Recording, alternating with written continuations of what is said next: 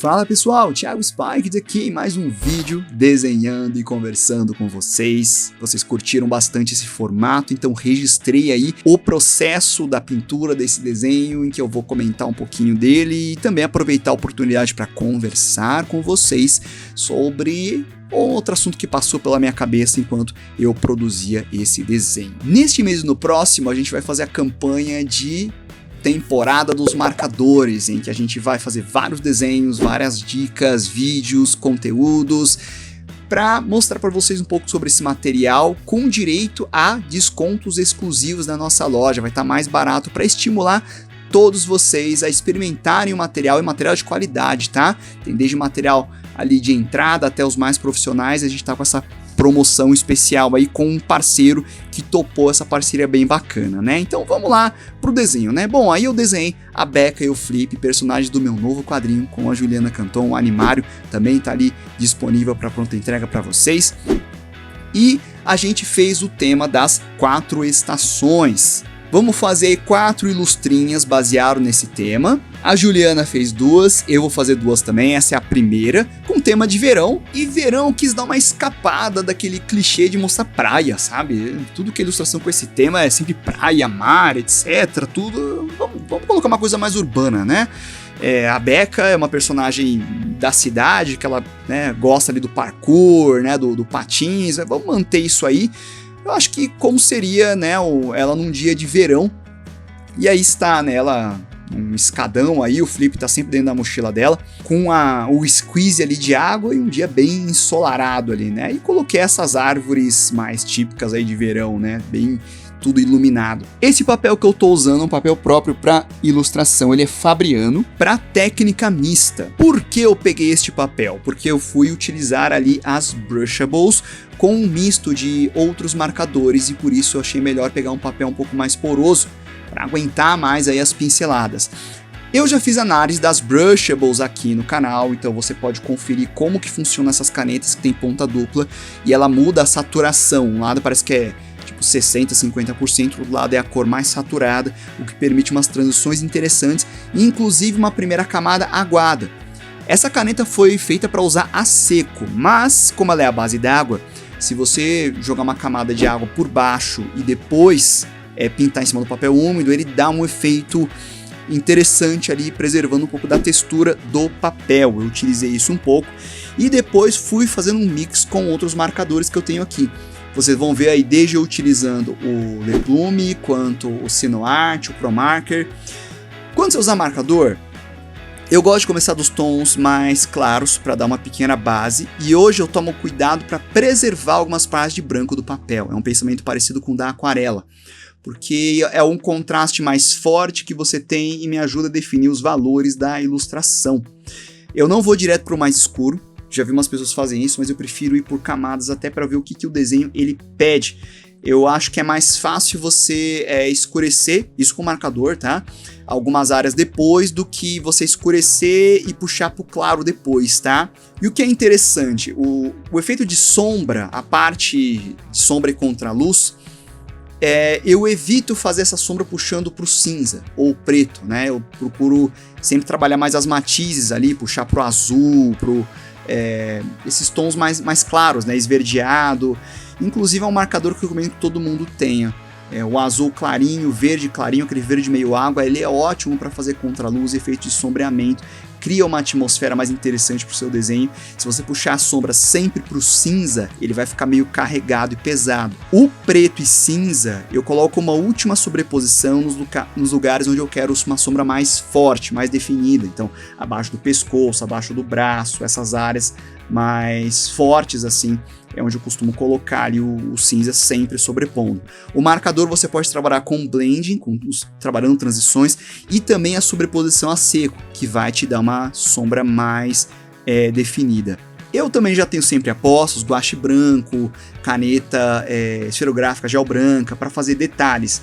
Então a gente trabalha também o negativo, né? Filetezinhos em branco, pequenos brilhos localizados, né? A ideia é nunca encharcar de guache branco, é só aqueles brilhos adicionais eu gosto de ir com pincel depois para incluir no marcador, né? Vocês repararam que eu não fui com o nanquim primeiro. exatamente porque a Brushable tem a característica de dar uma borrada. Eu achei isso um pouco estranho, né? Porque não costuma borrar quando a caneta é à base de solvente, né? E ele dá uma borrada sim. Então, por segurança, eu apliquei essa camada com a Brushable, depois eu fui com o Nankin, né? E depois eu utilizei uma camada final de marcador. Eu cheguei a utilizar o Brushable depois também, mas aí tomando cuidado para não passar muito em cima da parte da caneta para não dar aquela borrada, né? E foi tudo bem. Eu acho que todo material tem sua característica, você acaba colocando a ordem certa para utilizar, né? Eu usei o Brushable ali nas árvores mais pro fundo, que eu quis dar esse efeito meio fading, né, que tá mais longe, e trabalhei as linhas, o peso maior nas figuras que elas estão mais próximas, né? E o chanfro das escadas, esse efeito meio falhado acabou dando um pouco da textura de pedra, né? Sim, foi proposital, tá? Você usar o chanfro meio jogado, não tocando ele 100% no papel, fica esse falhado que eu acho que dá uma textura interessante de cimento, concreto, que era o que eu queria aqui para ilustração, né? Já vi gente usando isso para carro também, que dá um efeito bem bacana, mas aqui eu usei dessa forma. Então, sim, o chanfro ele tem umas características não só de preencher, tá? Mas dá uma textura que esse aí com o brush pen eu não conseguiria. Então tudo ali tem a sua forma de usar, cara. Isso que é legal nesses materiais, né? E no demais reagiu muito bem, viu? Todos os marcadores tiveram uma ótima aderência, um blend interessante. Não teve um que ficou marcado e quando eu fui com o outro ele não dissolveu. Todos tiveram uma boa interação, o que mostra que é um pigmento de qualidade e ele tem aí uma aderência bacana na folha. Falei bastante agora, mas enfim, sobre o desenho é isso, né, pessoal? O que eu fiquei pensando aqui, né, durante esse desenho, né, eu aqui desenhando no papel, voltando às origens e recentemente encontrei com alguns de vocês lá em Belo Horizonte, né, no Festival do Japão. Muito obrigado para quem apareceu. E eu fico muito feliz quando vocês vêm conversar comigo e me falam a famosa frase de eu voltei a desenhar porque conheci o seu canal. Eu fico muito feliz mesmo de ouvir esse depoimento. Podem falar para mim porque é muito recompensatório, né? E vocês relatam bastante insegurança que vocês sentiam. Será que eu sou talentoso bastante? Será que eu dou conta? E eu comentei com uma das pessoas que apareceu ali que esse negócio dessa autocobrança, de você se sabotar, de você achar que você, sei lá, a gente acha que a gente não é grande coisa, né? Que eu tenho isso até hoje, pessoal. E o rapaz, ele ficou bem surpreso, assim. Você tem isso? Com certeza, cara. Você pensa que eu só recebo sim? Até hoje eu tomo não, gente. Até hoje, às vezes eu quero tentar pegar um serviço, eu tomo não. Às vezes já aconteceu de eu fazer um trabalho, eu me esforçar, fazer um negócio bacana e, infelizmente, reprovarem. Não gostaram e paciência, cara, é isso mesmo.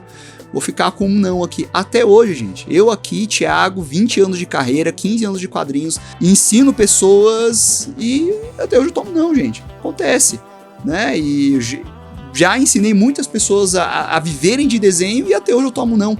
A gente começa a levar as coisas com uma certa maturidade, né? Mas não quer dizer que não chateie, que a gente não tenha nossas dúvidas, nossas inseguranças. Mas sabe uma coisa que mudou com o passar dos anos? Porque quando a gente é mais novo, a gente fica muito apegado a nível técnico, né? A gente acha que o negócio é ser o melhor desenhista possível, né? Ter a técnica mais infalível, tudo. E eu acho importante e saudável, até certo ponto, a gente ter esse desafio com nós mesmos, né? Mas eu vejo o pessoal mais se bloqueando do que se desafiando, né? E ganhando confiança. E fica, às vezes, nessa neura de... eu não sou tão bom quanto eu deveria ser melhor que isso. Se eu decidir que é isso que eu quero pra minha vida, eu tinha que ser muito melhor. Coisas que passam pela minha cabeça também até hoje, sabe? E o que muda quando a gente fica mais velho, pessoal, e já tem experiências concretas para argumentar com nós mesmos, é que a gente descobre que não se trata de ser o melhor, e sim de ter um nível ali bom, tá? Bom, tem que ser bom, não tem como fugir disso, tá? E você fazer e continuar fazendo o que você faz e encontrar pessoas que gostam daquilo que você tá fazendo. É isso. não se trata de ser o melhor ou coisas assim, porque você sempre vai encontrar muitos casos que vão quebrar essa teoria. Tem tanta gente que é extremamente competente e talentosa e tá sem trabalho e é desconhecida, e você vai ver às vezes cara que é meio mais ou menos e tá lá trabalhando de boa, ganhando dinheiro e, né? Você vai encontrar muitos exemplos que vão quebrar uma teoria, um padrão. São poucas coisas, algumas a gente consegue colocar ali num limiar, nessa, o que eu falo de nível minimamente competitivo, ter uma qualidade, concluir o trabalho, tudo isso sim, mas chega um ponto que você não consegue mais mensurar e criar uma classificação, e aí você percebe que toda essa cobrança de ser o melhor, se eu sou talentoso ou não, é mais uma coisa da nossa cabeça com a gente mesmo do que talvez o mundo, ou o mercado, ou as pessoas esperando isso de nós. É engraçado pensar que eu já tô chegando aos 40 anos, pessoal. Eu não sou mais um garoto, já tenho um bom tempo. E o quanto isso se expande não só para a arte, mas para a vida. Porque você percebe que sucesso, tá bem sucedido, não tem a ver com quanto dinheiro você ganha, só isso, né? Que é importante também, ou quanto status você conseguiu no seu segmento, ou sonhos que você ainda vai realizar, mas eu acho que tem mais a ver com você conseguir estabelecer uma vida que você vive e gosta de viver. E eu sei que é meio pesado falar isso, né? É pesado e certeiro você estabelecer uma vida que você goste de viver, mas você percebe que não se trata ali de você só ter conquistas, o dia do troféu, o dia do prêmio, mas é de você todo dia ter ambições, ter inclusive coisas que estão te faltando, porque você vai atrás disso e te anima imaginar o quanto você pode chegar lá e se superar com isso. Então é importante estar faltando coisas também que você vai buscar no sentido de ambição, mas que você esteja ali todos os dias animado, feliz, animado com suas ambições e com o que você está conseguindo ou que você tem, e você olha para o seu passado e vê que você progrediu naquilo que você se propôs, e aí você percebe que você está vivendo uma vida que você gosta de viver. E isso é muito mais simples em definição, mas é extremamente difícil e complexo de se conquistar. E quando a gente tem em mente essa coisa de se eu sou talentoso, ou se eu tenho que ser o melhor ou não, você percebe que isso só vai tornar os seus dias cada vez mais amargos e desgostosos com você mesmo. Né? E piora tudo também, hoje em dia, que parece que a gente tem que estar o tempo todo provando alguma coisa para alguém, o tempo todo mostrando algo para os outros, o tempo todo correspondendo a expectativas de pessoas que às vezes vão te criticar ou te cobrar, mas elas não estão nem aí para você e às vezes só falam esse tipo de coisa por mero gosto de fazer isso e, na maior parte das vezes, para compartilhar a própria amargura e frustração que elas têm com elas mesmas. Uma coisa que também me ajudou a desapegar dessa necessidade toda de ser o melhor, tentar provar alguma coisa, é me olhar no espelho e vai parecer até meio puxão de orelha, mas é perceber que eu não sou tão importante assim. E que talvez você também não seja. Para os outros. Para muitos do que você acha que... Para os olhos daqueles que você acha que estão te julgando. As pessoas pensam nelas mesmas, não em você. Você acha que você é tão importante ao ponto de uma pessoa se dar o trabalho de passar horas pensando em você e no quanto você deveria desenhar melhor? Você realmente acha que você tem tamanha importância? Quando eu parei e percebi isso, o peso das minhas costas diminuiu muito. Porque é aquela velha situação de que não tem ninguém me cobrando. Sou eu mesmo.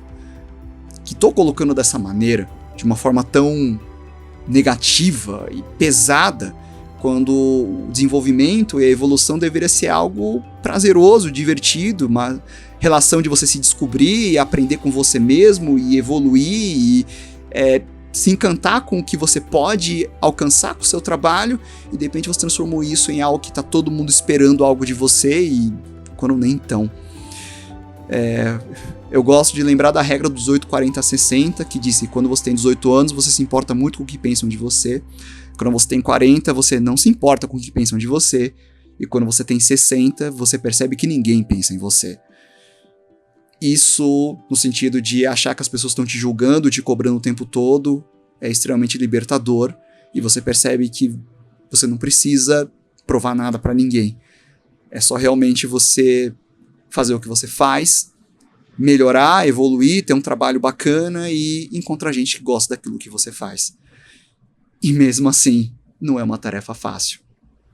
Então, obrigado se você assistiu o vídeo até aqui, se você curtiu o desenho, curtiu o papo, curtiu aí o que a gente vem fazendo. Eu tento estimular vocês a desenhar, porque a minha visão da arte, ela tá aí para unir as pessoas, pra gente compartilhar aí o desenho, as histórias, as ideias. E por que não viver disso? A gente não precisa ser o melhor do mundo para fazer isso. A gente só precisa fazer e se unir, não é verdade? Então, se você é mais talentoso, menos, ou fulano, ciclano é melhor que você, a verdade é que não importa muito. Na prática, se quando você desenha, você se sente bem e está progredindo e alcançando os seus objetivos, eu acho que todo esse nível não tem muita importância, né? Se o objetivo for estabelecer uma vida que você gosta de viver. É isso. Então, esse foi o processo do desenho. Essa foi a conversa de hoje. Se vocês gostaram aí desse tipo de conteúdo, a gente vai publicar mais alguns. Não esqueça de dar like, deixar seu comentário. Com relação a esse formato, ele dá muito trabalho porque demora para fazer uma ilustração, tudo. Mas vocês correspondendo bem, então a gente continua. Beleza? O medidor é sempre a interação de vocês. É aí que eu sei se vocês gostaram do vídeo mesmo ou não, tá certo? Então a gente se fala nos próximos vídeos. Um grande abraço, estamos conversados. Por enquanto.